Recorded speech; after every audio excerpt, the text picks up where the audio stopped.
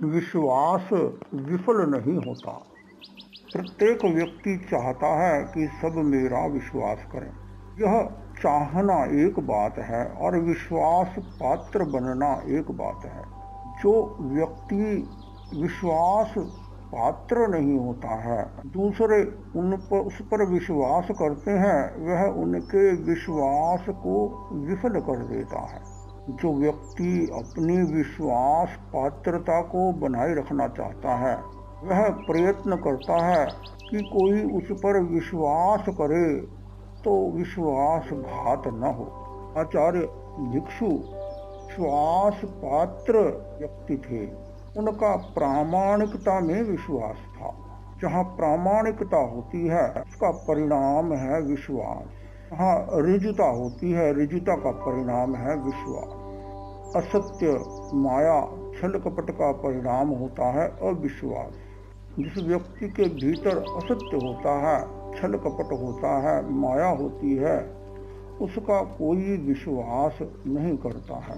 विश्वास पात्र बनने का अर्थ है प्रामाणिक होना। भीखण जी प्रामाणिक थे। वे आचार्य रघुनाथ जी के पास मुनि अवस्था में थे। उस समय की घटना है। राजनगर मेवाड़ का प्रसिद्ध कस्बा, उसकी प्रसिद्धि का कारण राज संबंध है।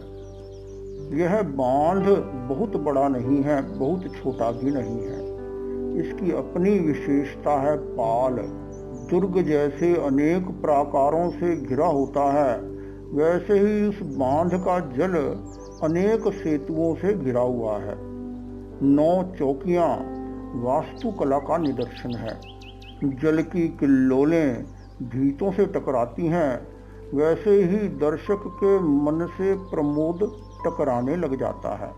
राजनगर वह क्षेत्र है जिसे संत भीखण जी का बोधि क्षेत्र कहा जाता है।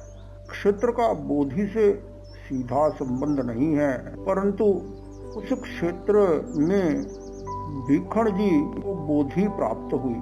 नया चिंतन जागृत हुआ, धर्म की नई स्फुरना जागी, धर्म क्रांति का भाव उत्पन्न हुआ। यहाँ उन्हें नया आलोक मिला और आलोकमय पथ पर चलने की क्षमता मिली। राजनगर के श्रावकों ने विद्रोह कर दिया। वे मुनियों को वंदना नहीं करते हैं, तुम उन्हें जाकर समझाओ। आचार्य रघुनाथ जी ने संत भीखण जी को आदेश दिया।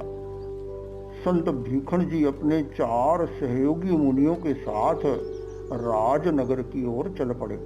चातुर्मास प्रारंभ हो गया। संत भीखण जी ने पहले श्रावकों की भावना को सुना। श्रावकों का संत भीखण जी पर बहुत विश्वास था। उनका विश्वास था संत भीखण जी की श्रद्धा, उनकी बुद्धि, उनका वैराग्य बहुत निर्मल है, तेजस्वी है। उन्होंने संत भीखण जी से बहुत तर्क नहीं किया। भीखण जी के कहने पर उन्होंने वंदना व्यवहार पुनः शुरू कर दिया। श्रावकों की बात संत भीखण जी ने अपने सिर पर ओढ़ ली थी। उन्होंने मन ही मन चिंतन किया कि श्रावकों की बात में तथ्य तो है, सत्य कहीं भी हो उसे स्वीकार करना चाहिए, ग्रहण करना चाहिए। भीखण जी सत्यनिष्ठ थे। उनके भीतर ग्रहणशीलता थी। जिसके भीतर ग्रहणशीलता होती है, वह तटस्थ रूप से प्रत्येक बात का अनुचिंतन करता है। भीखण जी ने भी चिंतन किया, क्या हम लोग आचार शिथिल नहीं है? कली काल की दुहाई देकर क्या हम महाव्रतों की यत्र तत्र अवहेलना नहीं करते हैं? उस रात्रि भीखण जी को कंपन ज्वर हो गया। उस ज्वर की अवस्था में उनके संकल्प ने नया मार्ग ढूंढ लिया। व्यक्ति का चित्त ऋजु होता है, व्यक्ति का मन निश्चल होता है, जो व्यक्ति के भीतर सत्य निष्ठा होती है, वह कष्टों को भी, समस्याओं को भी अपने उत्थान का निमित्त बना लेता है। श्रावकों का विश्वास उन्होंने सफल कर दिया। भीखण जी सत्य का ही पक्ष लेंगे, पक्षपात करने वाले नहीं हैं।